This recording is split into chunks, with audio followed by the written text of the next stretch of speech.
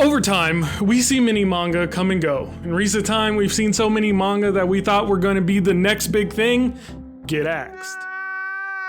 What makes a manga popular though? Why do some succeed and some fail while having subjectively the same quality? In order to answer this question, we need to identify the pattern. Beyond that, we have to look at the timing. We could go way back to Astro Boy, but I personally wasn't around for the rise of that, so I couldn't speak on that.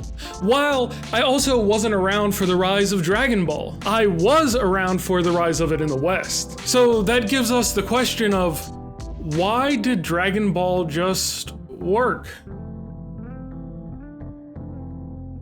Simply speaking, it wasn't something that we were used to over here. A cartoon that carried its story over between episodes with actual character growth and development, while feeding our brain dopamine with some of the best fights ever. It's easy to see why Dragon Ball blew up among kids and adults alike in the West. It was everything we could get from a live-action show in the form of a cartoon. They were characters that we could enjoy watching.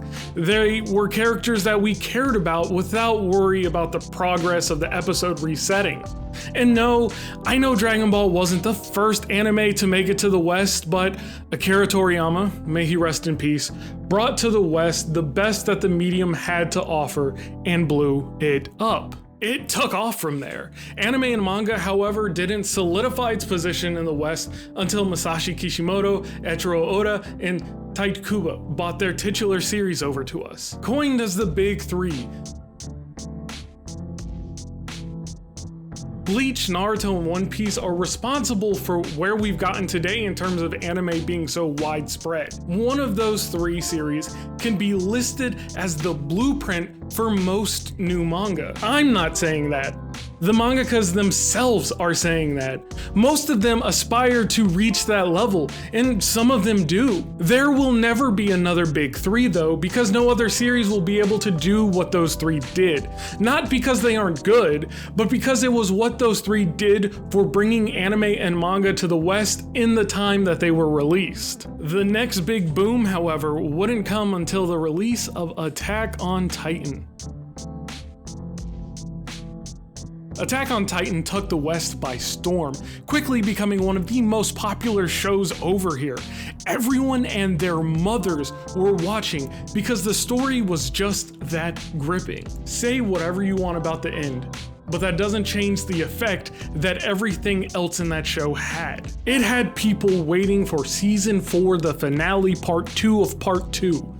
I don't know any other series that could get away with edging people that bad. My Hero Academia and Jujutsu Kaisen have also had their time to shine in the West, but they didn't shine as bright as Demon Slayer.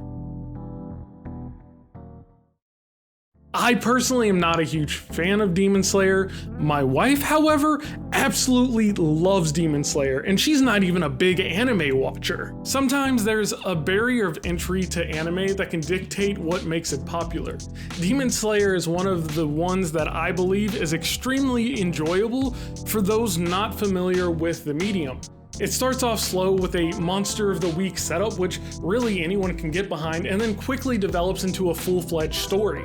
This pulls new people into the characters, and then they stay for the story. Since then though, it feels like everyone is trying to be the next big thing, and that's okay. That aspiration allows us to continue seeing great new stories. Kagurabachi hasn't made its way to anime medium yet, but I'm sure it will based off of its popularity, even if people do say that it's a manufactured hype.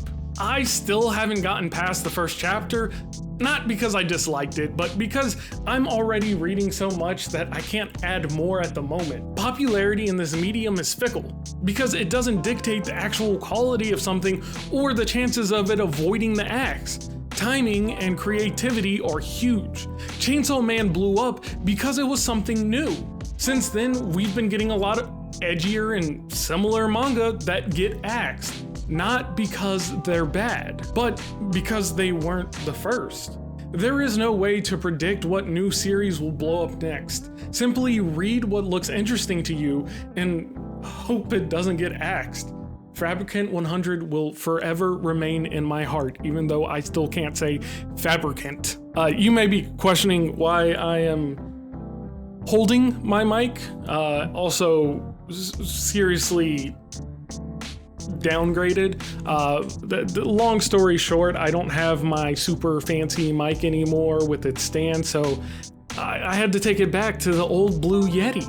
It's the old reliable. But just to let you know, I am back. We're trying a new format here, doing things different. I got a teleprompter and it's really nice for just reading off the script. This isn't script, this is just me to you, mano a mano. But yeah, no, I'm gonna try to get out videos more often, especially with this format. It should be a little bit easier to edit, maybe. But yeah, if you wanna stick around and see more, feel free to like and subscribe. I will see you next time.